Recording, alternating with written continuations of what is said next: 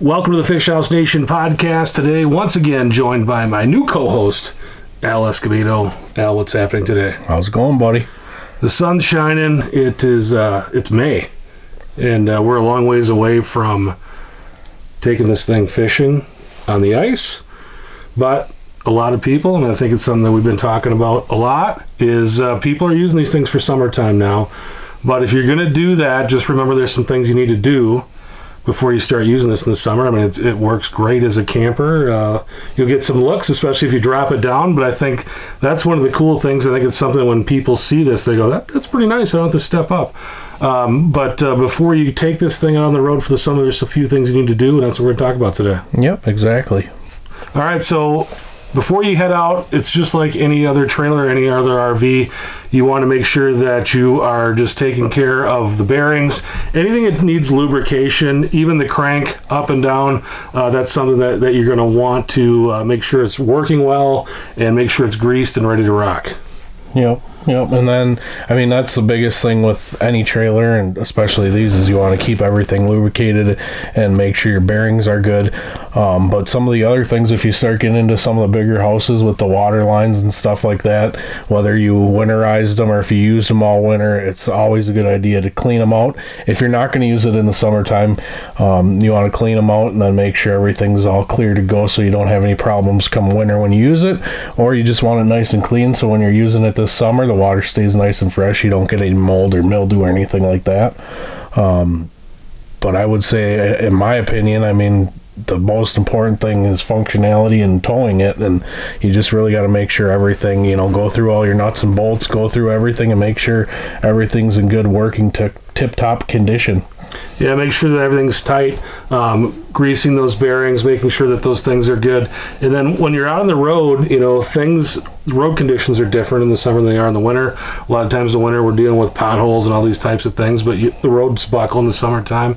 There's other stuff that happens there, so you want to make sure that those tires are in good shape too. A lot of times, we drive these things in the wintertime and maybe we're not driving super fast because the roads aren't very good, or maybe we're just going a short distance, and then all of a sudden in the summertime we're going to take it on a road trip as a camper, and just making sure those tires are in good condition as well.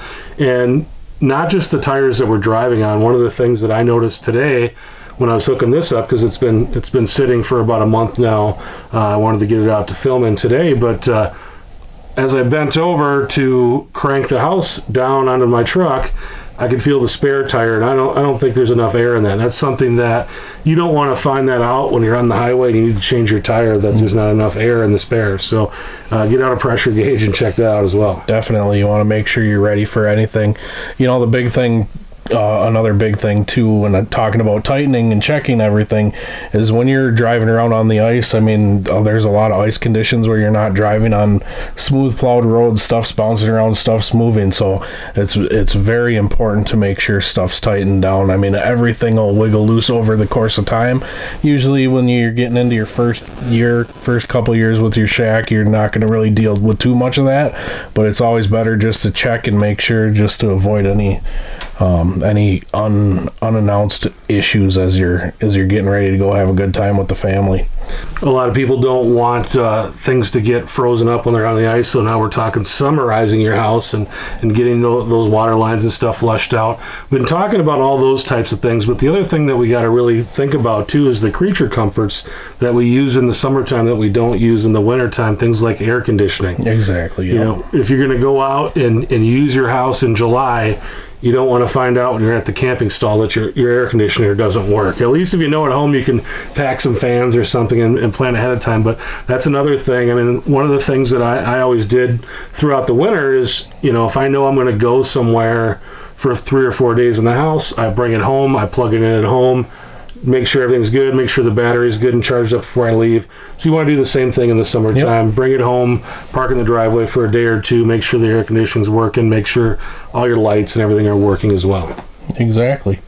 Another great thing is when you're getting into the transition period coming off of ice season, whether you're going to use the house or not during the summer, it's a perfect time to get your maintenance done. If you got to bring it in for scheduled service, if there's anything that needs to be repaired, it's a perfect time to do it in between. That way you're ready for those summer adventures. And then if you're not going to use it in the summer, that also puts you in a situation where when you go to pull it out to take it out on the ice for the first time, you don't have to go, oh crap, now I got to bring my shack in and now I'm going to have to wait because everyone else and their mom's got it in there. If you just get that service done during this time of year where it tends to be a little bit slower maintenance wise at these manufacturers, I think that'll save you a lot of time in the long run and save you a lot of potential headaches. Yeah, right now is a great time to do that because most of these guys aren't super busy. And like you say, everybody wants to get their house work done in October. Yep. And I think one thing we learned last year is that there's going to be a lot more houses on the water. All the lots were empty, which means a lot of people bought houses last year. So all of these places that do service are going to have to start servicing these things, and it's going to be more difficult than ever to get service when you need it. So now is a great time to take that house in and get it worked on if you need to get that done. The other thing, and I started talking about the air conditioner, but there's other creature comforts in your house, and there are things that you will use in the wintertime as well. But, just checking and making sure that the refrigerator and everything is working. You talked about things bouncing around. One of the things that tends to bounce around is like televisions and the TV mounts. So make sure that everything is tight there, and so that stuff isn't banging around on your cabinetry and everything else when you're driving down the road. And again, when you have these houses, you're not going to be cruising down the road at 80 miles an hour, but my guess is guys will be driving a little bit faster in the summertime with it on than they will in the wintertime. I'm sure, definitely. So speaking of that, we talked about hunting out of a fish house the last couple episodes, but I think there's a lot of more, there's a lot more uses for these in the summertime than I think than people realize. And at least for me, as you know, I spend a lot of time with youth sports. And we've got tournament season coming up. We've got this weekend I've got a hockey tournament and a softball tournament. Next weekend I got a baseball tournament and a hockey tournament. So we're out and about basically every weekend in the summertime doing this type of stuff. And there's times where we've got 2-3 hours in between games to kill, but we're an hour and a half from home. It doesn't make a lot of sense to go home in these situations. For me, I can only sit in the bar for so long before it's just not fun for me. So bringing these along and firing up that air conditioner and just having a place to relax and chill, play some cards or whatever, it's really nice to have that and bring it along. And the other cool thing is it's just like a tailgate if you went to any other football game or whatever. They attract attention. People come over and say hi, and it's just a good way to meet people too. Yeah, definitely. I mean, that's a great idea on how to use it. I mean, it's really a little bit more of a compact size camper, and you can do anything a camper can do. And like you said, you can bring those amenities of home. You'll have a stove, you got the air conditioning, you got a TV just to relax in between those game period times. That's pretty good thinking there. Yeah, the thing I like about this house too, it's a toy hauler. It drops down. The chairs that we're sitting on right now can fold up against the wall tight. There's a couple lakes that I like to fish up north that are basically, there's no resorts or anything on. There's campgrounds. You can throw the kayaks in here. You can even throw a boat in here, really. I mean, if you had a paddle boat or something, you can throw that in here. Go up, you got a place to camp, you got something to haul all that stuff in. So, I mean, the nice thing is with this house, it doesn't quite have the amenities that you'll find in a real high-end RV, but it's a heck of a lot nicer than sleeping in a tent. Exactly. So having a place to kind of keep the skeeters off you, be able to do that. And again, this is a toy hauler too, so we can drop it down. I can use this to take my four-wheeler wherever I need to go. We use the four-wheeler to drag the fields once in a while at the baseball fields, and I can throw this in there too, and we're going to a tournament, and we've got it ready to rock. That's perfect. Yeah. What are you using? I know you've got a covered trailer that you do. Do you use that for any other purposes other than kind of what you think they intended it for? I'm sure I do. I mean, pretty much like this, you could, if you need to go get some lumber, I mean, you can use it for just about anything you would need a trailer for. Is really the main thing. I mean, the being able to fish out of it and utilize all the amenities is definitely a bonus. But if it's the only trailer you got and you got to make a run up to Menards or Home Depot, you can load it up with some 16-foot pieces of 2x4 if you can afford them right now in the world we're living in. But you can definitely use it in a lot of different ways. I mean, it's really endless on what you can use it for. It's just more or less what you're comfortable with, and if you're prepared to get all those weird looks like you're talking about.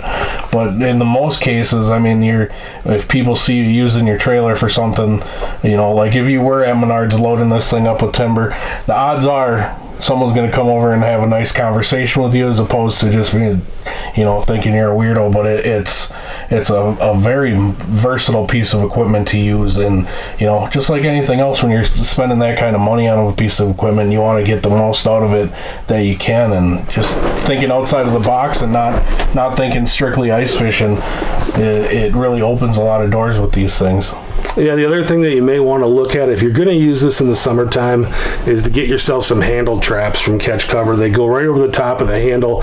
It makes for a more flush fit there. Keeps all the dirt and all the crap that might accumulate in those handles throughout the summer out. Keeps everything nice and clean.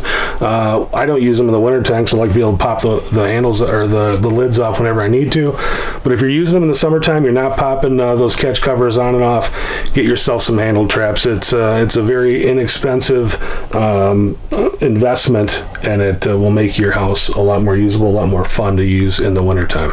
Anything else, Al? I think that should do it. I think you just got to get out there, check everything over on your shacks, and get out there and use them. Have some fun. Yeah, it's no longer a toy just for 3 months out of the year, especially, with everything that's happened out of COVID. The prices of these things have gone up as well. So make sure you get all the value out of your investment that you can. Put it to work, put it to use. Get out and have fun with your fish house. For Al Escobedo, I'm Chris Larson. Thanks so much for joining the Fish House Nation podcast this week. We'll catch you next time.